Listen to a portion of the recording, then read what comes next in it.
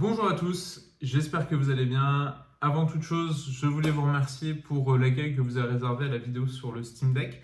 Je vois que ça vous a beaucoup plu, que ça vous a intéressé, donc je vous remercie. Je remercie tous ceux qui ont pris le temps de regarder cette vidéo. Je suis désolé, j'ai du mal à faire court, voilà, c'était une vidéo assez longue comme d'habitude, mais merci beaucoup si vous l'avez regardée. Si jamais vous avez des questions, des points que je n'ai pas abordés dans cette vidéo et qui vous auraient intéressé, n'hésitez pas à me poser des questions en commentaire, j'essaierai d'y répondre au cas par cas. Et puis si jamais je vois qu'il y a des points qui reviennent régulièrement, je ferai pourquoi pas une deuxième vidéo pour répondre à toutes ces questions. Aujourd'hui, on parle d'une autre machine, c'était pas forcément prévu. Mais avec l'actualité très chargée qu'il y a en ce moment, je pensais parler de Tekken, de Yakuza, mais pour l'instant on va parler d'une autre machine, puisque aujourd'hui on va parler du PlayStation Portal. Alors vous vous demandez peut-être pourquoi j'en parle fin janvier, alors que tous les tests sur la machine sont sortis sur YouTube au moment de sa sortie, donc fin novembre dernier. Mais en fait, depuis fin novembre dernier, mi-novembre, pardon, depuis sa sortie, en fait, elle est en rupture de stock un peu partout, donc que ce soit sur le site de Sony, chez les autres vendeurs. Dès qu'elle revenait en réapprovisionnement, les stocks partaient tout de suite. Faut croire qu'il y avait, les gens étaient curieux au moins de ce que c'était. Et c'est seulement en fait maintenant, fin janvier, qu'on commence à en voir, en tout cas que j'ai pu en voir en rayon, et donc j'ai saisi l'opportunité puisque c'était une machine qui m'intéressait. Et donc voilà, donc ça va faire plus ou moins une semaine que je l'utilise un peu tous les jours. Et j'ai pu me faire un avis dessus, et donc ses points forts, ses points faibles, et c'est ce que je vais vous partager ici. Alors vous allez voir que ce que j'en pense objectivement ne correspond pas forcément à mon avis subjectif, puisque c'est un peu, pour moi je trouve que c'est un peu l'inverse du Steam Deck en fait. C'est-à-dire que le Steam Deck, objectivement, c'est une machine qui est super, qui est vraiment excellente, que j'adore.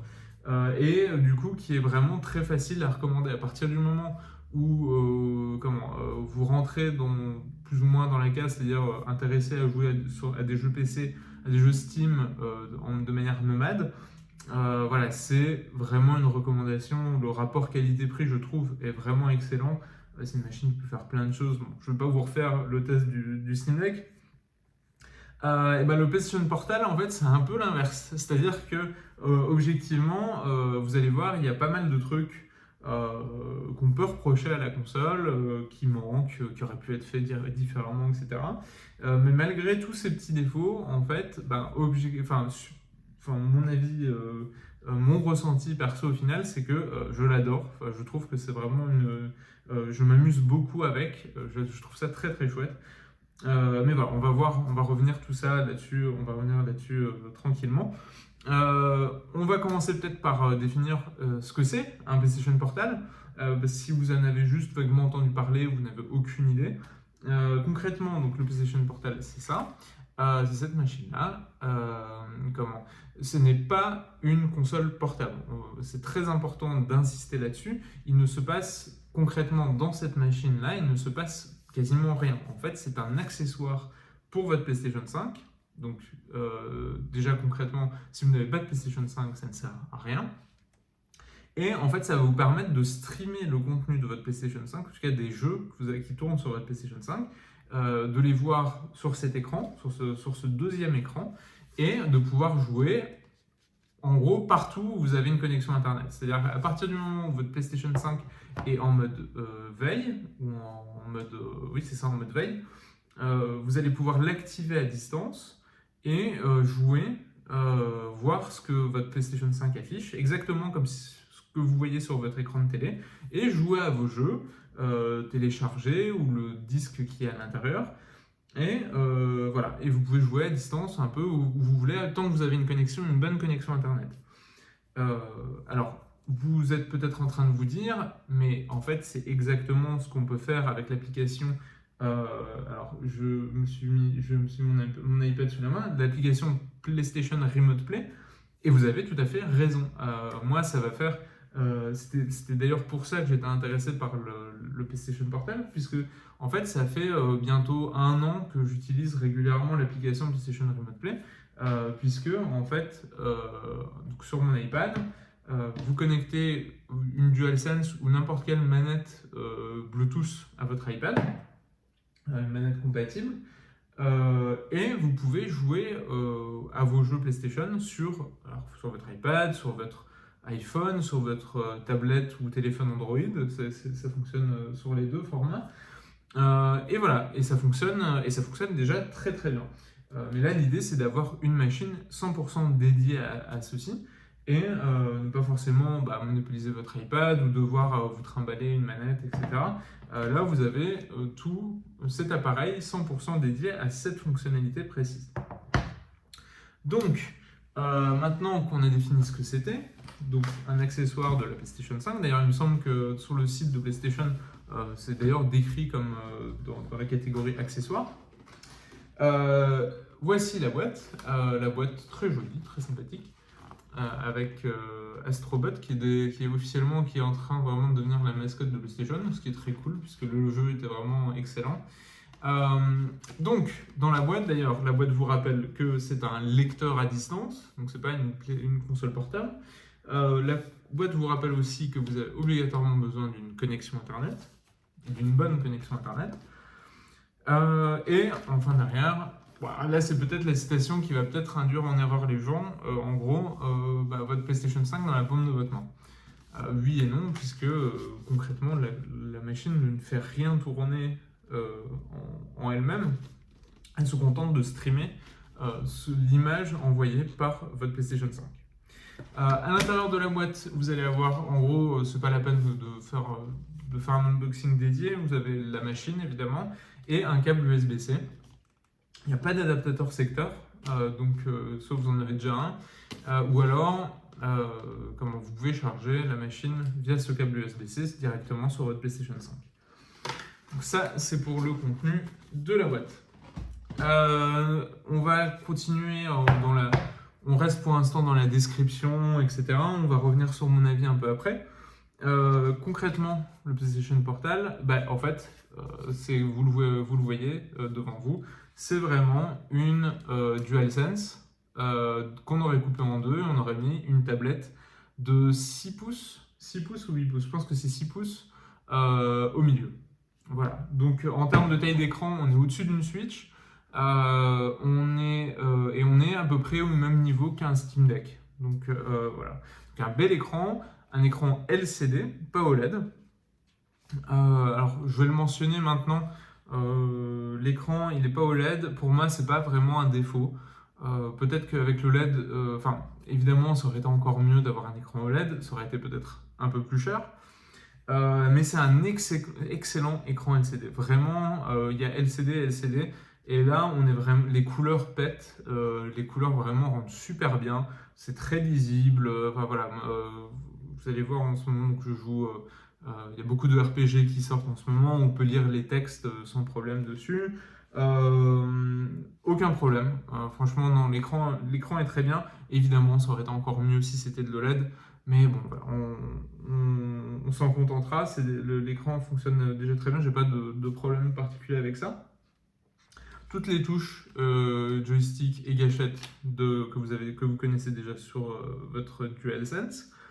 En haut, on voit les boutons volume et le bouton power et le bouton pour le connecter au PlayStation Link. Alors, le PlayStation Link, on va revenir là-dessus juste après.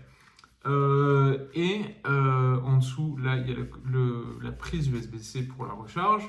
Et je crois qu'on a fait plus ou moins le tour de la machine. Et les sorties son qui sont au-dessus. Voilà, c'est à peu près tout. En termes, tant qu'on est dans la description, en termes de batterie, Sony, bizarrement, est assez conservateur dans ce qu'il annonce, puisqu'il annonce 6 heures de batterie, et des retours que j'ai vu, beaucoup de retours, de vidéos, etc., de retours de gens, je pense qu'on est tous d'accord pour dire qu'elle dépasse, on est plus proche des 7 heures tranquilles, et vraiment, tranquillement, voilà, donc l'autonomie est excellente. Ce qui est logique puisqu'il ne se passe pas grand-chose encore une fois à l'intérieur. Donc c'est une machine aussi qui est très légère, qui est très agréable à tenir. Voilà, si vous êtes dans votre plumard et que jamais vous la lâchez, c'est pas comme un iPad, vous risquez pas de perdre un œil. Franchement, elle est très légère, très agréable à tenir pendant des longues sessions. Ça, il n'y a aucun problème. Elle est évidemment plus lourde qu'une DualSense, mais pas beaucoup plus lourde, donc c'est très très agréable à utiliser. Donc au niveau de la prise en main, c'est nickel. Donc, là je vous ai fait plus ou moins, là on est vraiment dans la description. Je le fais pas forcément d'habitude, mais là je vais vous faire une petite démo parce que je pense que c'est toujours plus parlant pour voir que vous puissiez voir concrètement comment ça fonctionne. Donc là elle est complètement éteinte, mais vous pouvez la laisser simplement se mettre en veille. Elle passe en veille toute seule ou l'éteindre complètement. Alors une fois que quand on l'éteint complètement, il se passe, il me semble, voilà, quelques secondes le temps qu'elle s'allume.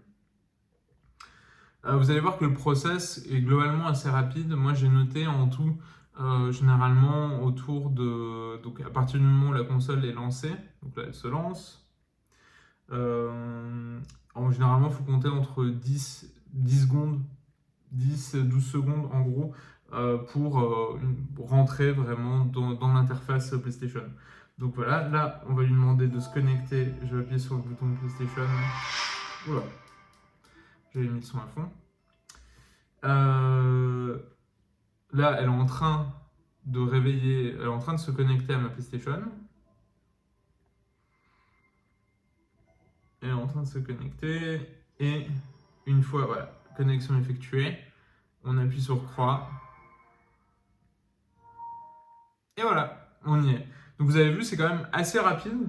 C'est pas instantané. Mais globalement, considérant que voilà, plus ou moins c'est le temps que votre PlayStation 5 s'allume. Et voilà, et on est dans le menu. Donc vous avez exactement, c'est l'interface de votre PlayStation. Hein, je ne vais pas vous faire un dessin. Je pense que vous avez compris maintenant. J'en profite parce que maintenant que je le vois, en fait, le PlayStation Portal, comme la fonction lecture à distance, ne vous permet que d'accéder à vos jeux sur PlayStation. Vous le savez très bien, il y a tout l'aspect multimédia avec vos applications YouTube, Netflix, Crunchyroll, peu importe, tous vos services de streaming. Vous ne pouvez pas y accéder via le PlayStation Portal. C'est uniquement limité aux jeux. Là, je peux voir les applications, mais si je lance, il ne va rien se passer. Donc voilà, vous pouvez accéder à vos jeux, ceux qui sont installés, ceux qui sont sur CD, peu importe. Et voilà, une fois qu'on est dans le jeu, on va lancer, il me semble que... Voilà, donc là c'est ma partie Yakuza 8. Là on est dans le menu. Bon, malheureusement, je ne peux pas vous faire vraiment une démo. Mais vous voyez que ça répond au doigt et à l'œil sans problème. On peut même du coup se rendre compte qu'au niveau du terme de délai, ça fonctionne nickel. Évidemment, il va y avoir... Alors je vais baisser un peu le son. Au niveau de la connexion, voilà, après, et c'est là, donc je vais arrêter là pour la démo, je pense que vous avez compris. En gros, il se passe exactement ce qui se passe quand vous allumez votre PlayStation. Une fois que vous avez fini, hop, pour en terminer avec l'aspect démo, toujours très important, n'oubliez pas parce que si vous éteignez votre PlayStation Portal, ça ne va pas automatiquement éteindre votre PlayStation. Donc, comme vous le faites sur votre PlayStation, vous appuyez sur le menu PS, hop, on va sur l'onglet alimentation et passer en mode repos. Donc voilà. Donc ça c'est pour l'aspect démo. Vous voyez, ça fonctionne super bien. Alors moi à la maison j'ai une très bonne connexion et puis en plus on a fait en sorte pour que en gros la connexion, on soit assuré d'avoir une connexion partout. Ça je pense que c'est un aspect très important à prendre en compte. Histoire de terminer sur les explications, la démo, l'aspect technique, etc. Et puis vraiment après, je vous donnerai mon ressenti. Enfin, les points forts, les points faibles. Au niveau en termes d'infrastructure, donc évidemment, il faut une PlayStation 5, il faut une bonne connexion Internet, il faut que vous ayez une bonne connexion partout. Et pour être sûr d'avoir les meilleurs résultats, que ce soit PlayStation et n'importe quoi, tous les retours vous le diront, il faut idéalement que votre PlayStation 5 soit connecté à votre routeur via un câble Ethernet. Donc là, ici, évidemment, on est en Wi-Fi. Mais pour limiter les pertes, enfin, s'assurer d'avoir la connexion la plus stable possible, voilà, assurez-vous que votre PlayStation 5 est bien connecté directement avec un câble Ethernet à votre routeur. Voilà, ça limitera les risques d'avoir une connexion instable.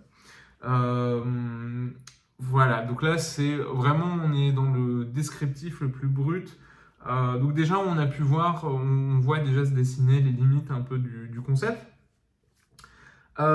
J'ai pas fait. Alors, si vous allez sur YouTube, il y a des gens, il y a 1 milliard de vidéos de mecs ou nanas qui se sont amusés à tester les connexions un peu partout en fait, parce que Sony insiste beaucoup sur le fait que c'est quelque chose que vous allez utiliser chez vous.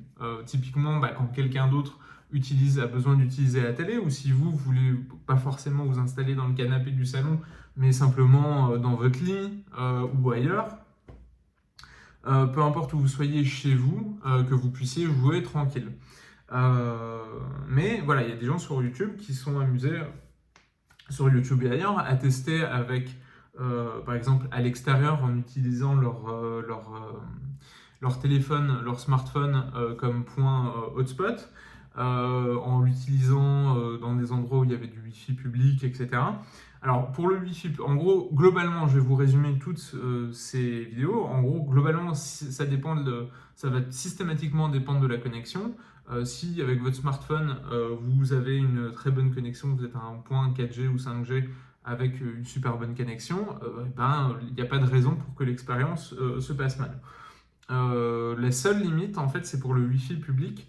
Vous ne pouvez pas, la plupart des points d'accès Wi-Fi public vous savez, quand vous connectez, parfois ça arrive, on va vous demander, si vous connectez avec votre smartphone ou votre tablette, il va toujours, ou même, oui c'est ça, votre smartphone ou votre tablette, il va parfois y avoir un moment où vous allez devoir passer par votre navigateur pour valider la connexion. Le PS portable n'a pas de navigateur et donc ne peut pas faire ça. Donc si c'est des Wi-Fi publics qui demandent de faire ça, ça ne va pas passer, ça ne va pas fonctionner.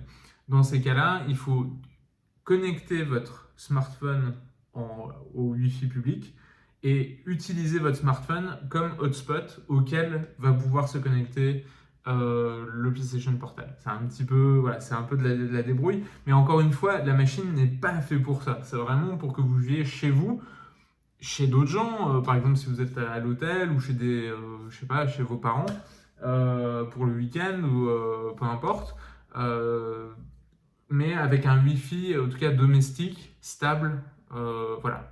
C'est pas du tout une console portable. D'ailleurs, je pense que si la console a cette forme et pas la forme d'une console portable, donc vraiment la forme d'une manette, pas une console portable, c'est pour qu'il n'y ait vraiment aucune ambiguïté sur le fait que ce n'est pas une console portable, mais bien un accessoire et qui aurait plutôt tendance à rester chez soi. Donc voilà, là c'était vraiment pour bien décrire tout ça. Après, concrètement, une fois qu'on a dit tout ça, donc c'est une console, c'est une machine spécialisée dans la lecture à distance. Voilà. Quels sont ses points forts, quels sont ses points faibles? Alors on va commencer par les points faibles, ou en tout cas les problèmes, parce que c'est clairement, c'est pas une machine qui est parfaite. Si on veut vraiment dépioter vraiment tous les problèmes de la machine, il n'y a pas de problème, il y en a, et même moi qui l'aime beaucoup, je peux vous en trouver. Donc on va commencer par ça. Donc l'écran n'est pas OLED, ça je l'ai dit, mais je pense pas que ce soit un gros problème. Dans les petits détails, il y a le son. Alors vous l'avez peut-être entendu, le son en termes de volume, il est très bien, le volume est très bien. Moi je trouve, en fait, le reproche que j'ai, c'est que je trouve que le son manque d'ampleur. On sent, il me semble que les écouteurs, c'est les deux petits interstices qui sont ici, et ça se sent que c'est pas vraiment, ils sont pas énormes, et le son aurait gagné à avoir un peu plus de place. Donc on sent qu'il est un tout petit peu, un peu restreint en termes pas de volume, mais du coup d'ampleur. Et c'est un tout petit peu dommage, c'est pas grave. Si vous jouez avec un bon casque, ça peut passer. Parlons de casque, et là on va aborder un vrai problème, ce qui pour le coup pour moi est la douille principale de la machine. Il n'y a pas de Bluetooth. Sony, alors je déteste parler comme ça, mais en Big 2024 Sony, pas de Bluetooth, comment c'est possible? Alors la douille évidemment c'est que Sony a sorti un nouveau casque,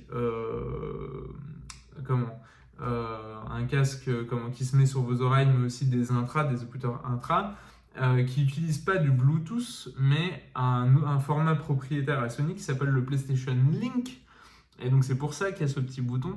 Et Sony a très envie, n'a pas envie que vous utilisiez votre casque Bluetooth, même si c'est un casque, comme dans mon cas, c'est un casque Sony. Mais il veut que vous rachetiez des écouteurs spécifiques, ces fameux nouveaux écouteurs. Alors je crois que c'est les Pulse Explorer, alors qui ont l'air très sympas, etc., mais qui coûtent quand même, qui coûtent 200 balles, donc le même prix que le Portal. Voilà, là c'est un peu des techniques de rat, on va pas se mentir, ça c'est pas super élégant, surtout que je pense qu'il y avait possible d'avoir les deux. Il n'y a pas besoin de nous forcer la main, je pense que les gens qui étaient intéressés par les Pulse Explorer auraient acheté les Pulse quand même. Là, il y a vraiment un peu le côté on nous tord le poignet pour pour racheter des écouteurs. Dieu merci, il y a une prise casque qui est en dessous, une prise jack. Donc si vous avez des écouteurs filaires, ça fonctionne très très bien. D'ailleurs, je vous le recommande. L'expérience vraiment est nickel, ça fonctionne très très bien. Donc voilà, c'est dommage. Je trouve que c'est un peu gagne petit pour le coup. Pour moi, c'est le reproche principal que je fais à la console. Voilà. Il n'y a pas pas de Bluetooth. Des petits trucs dans l'interface qui est l'interface en soi. Bon, après il n'y a pas 1 milliard de fonctionnalités, donc c'est pas grave. Mais par exemple, moi, un détail qui m'aurait plu, c'est d'avoir des trucs aussi bêtes que d'avoir le pourcentage de la batterie. Non, il y a juste l'indicateur basique. Voilà, c'est des petits détails. Aujourd'hui, maintenant, les pourcentages de batterie affichés, ça se trouve absolument sur tous les appareils. Donc voilà, je comprends pas trop. Je pense que ça sera probablement réglé via une mise à jour. Donc c'est pas très très grave. Une interface peut-être qui mérite encore d'être affinée.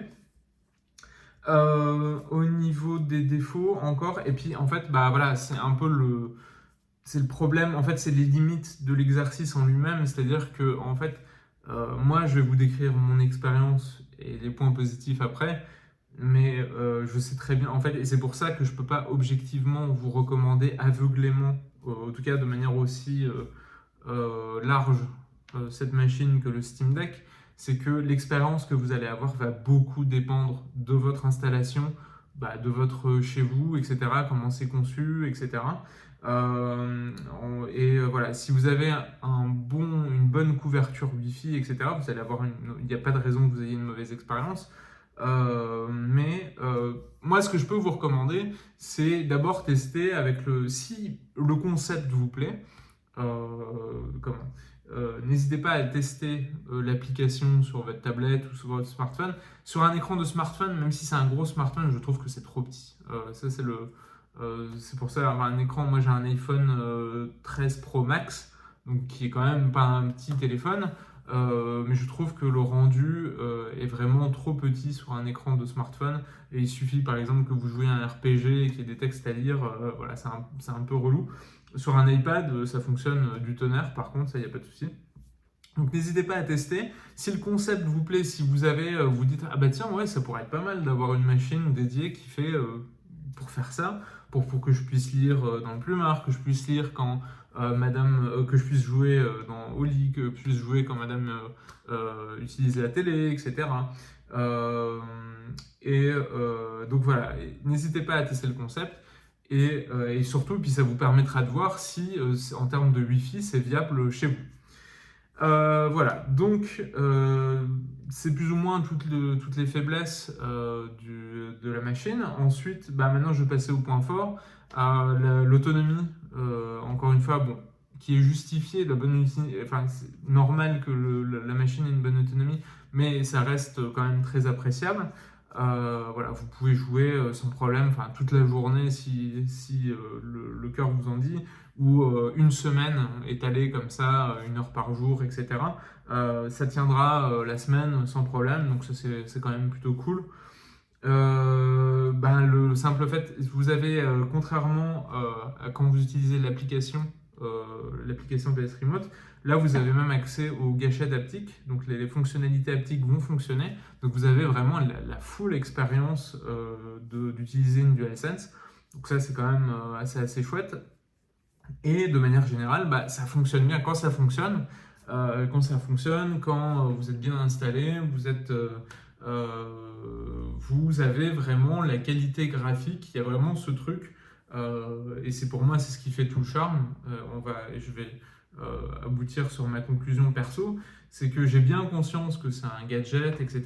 Mais je vous jure que quand vous êtes dans votre plumard et que vous avez Yakuza 8 ou Tekken 8 avec les graphismes, voilà, la beauté des graphismes que vous pouvez avoir sur votre télé, mais dans le creux de votre main, voilà, moi ça me fait quelque chose. Je sais que, en fait, et c'est aussi pour ça que j'ai 100% aucun problème, j'ai conscience que je suis biaisé.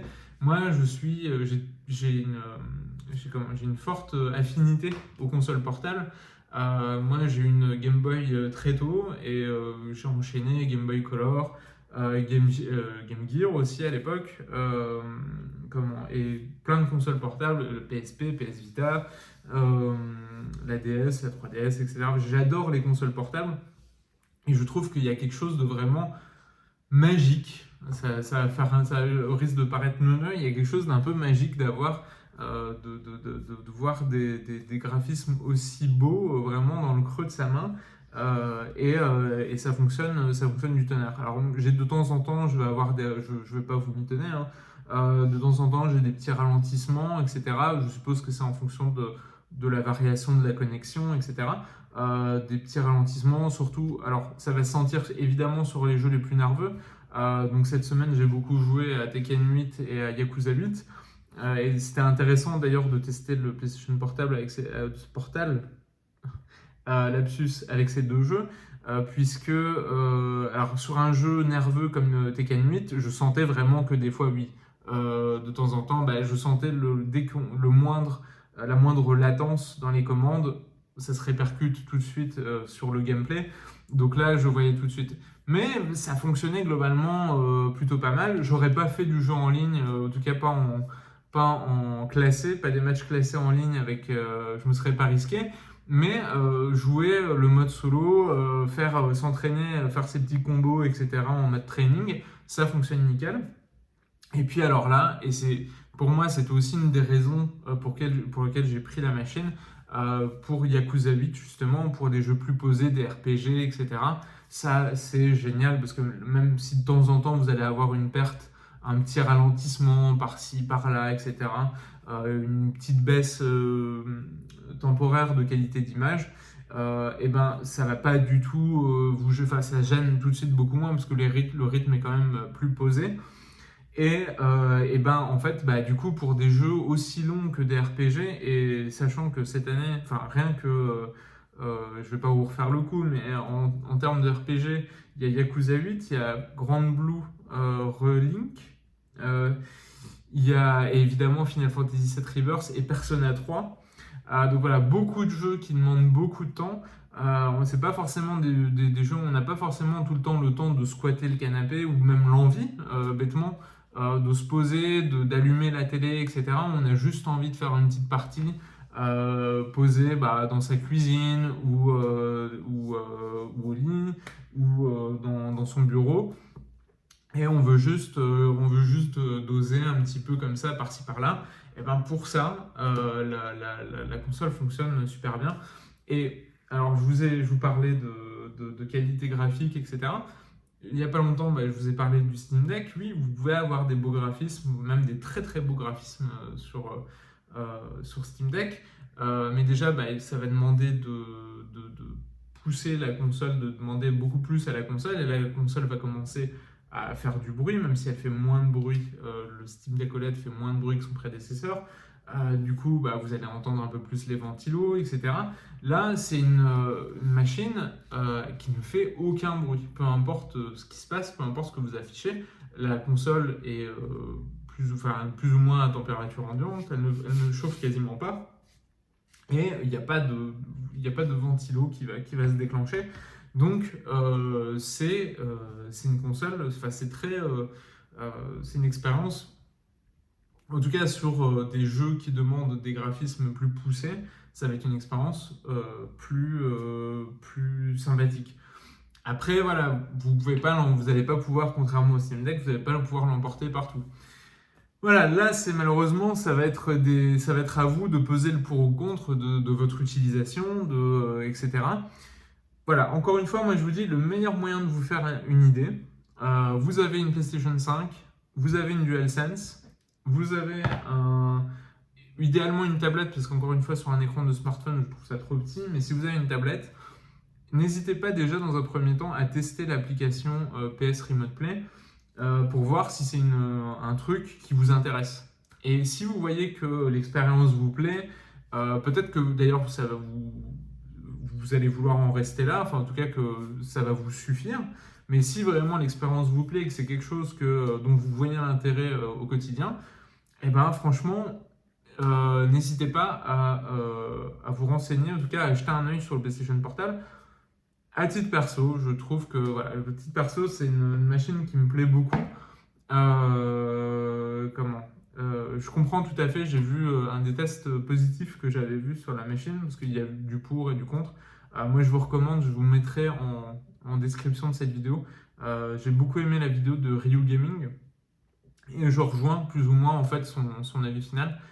C'est pas une machine qui est pour tout le monde, mais si vous rentrez dans cette toute petite case où vous voyez que ça peut potentiellement, ou que ça vous parle, franchement, je trouve que ça vaut le coup. Voilà, je pense que j'ai fait plus ou moins le tour. Je vous remercie beaucoup encore une fois d'avoir regardé cette vidéo. Si j'ai oublié, d'ailleurs, voilà, du coup, je vais m'y prendre plus tôt. Ce coup-ci, si jamais vous avez des questions sur le PlayStation Portal, n'hésitez pas à me les poser en commentaire et j'essaierai d'y répondre le mieux possible et le plus rapidement possible. En attendant, je vous dis à la prochaine. On va sans doute revenir sur toutes les sorties du moment parce qu'il y a beaucoup de choses à dire. On vit, voilà, il y a vraiment du très très très très bon en ce moment. Ça fait vraiment plaisir. On mange bien. Et voilà. Donc je vous dis à la prochaine et merci encore d'avoir regardé cette vidéo. Ciao.